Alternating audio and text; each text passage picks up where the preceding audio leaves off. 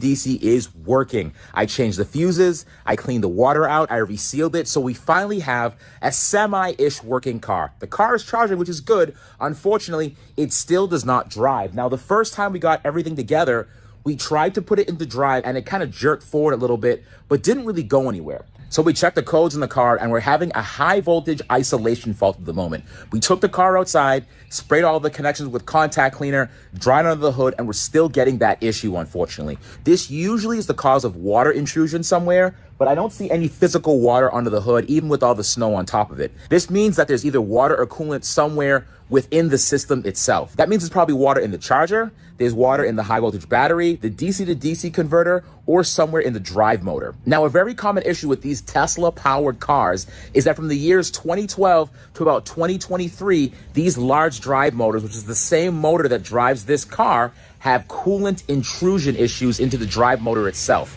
So what I'm going to do right now, I'm going to pop off the side inspection cover to see if there's any coolant leaking inside of this system. If there is coolant leaking in the system, that will definitely 100% set off the fault. Unfortunately, if there's too much coolant in the system, this drive motor is ruined and this car isn't going to drive without major work, which is exactly what the dealership said it needed. It said it needed a new drive motor and potentially a new battery. So now we're at the crux of the issue.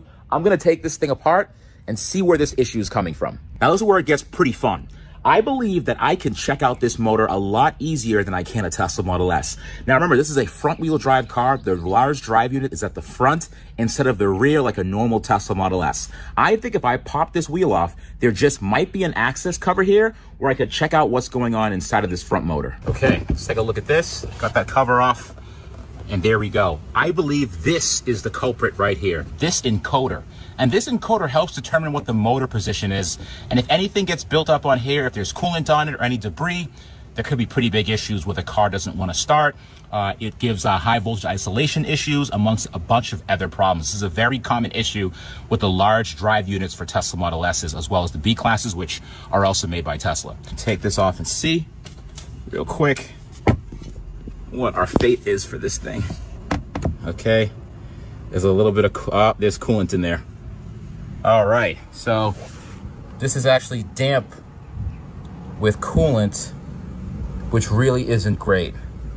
And it looks like there's some really weird buildup in there as well. So unfortunately, there is a likelihood that this motor could be too far gone. There was coolant dripping out of that hole when I pulled the encoder out. This motor does have 100,000 miles on it. I want to peel this cover back off. There's another cover that I could take off to see whether or not coolant has intruded inside the motor itself. Hopefully not, but maybe, just maybe, I can clean this thing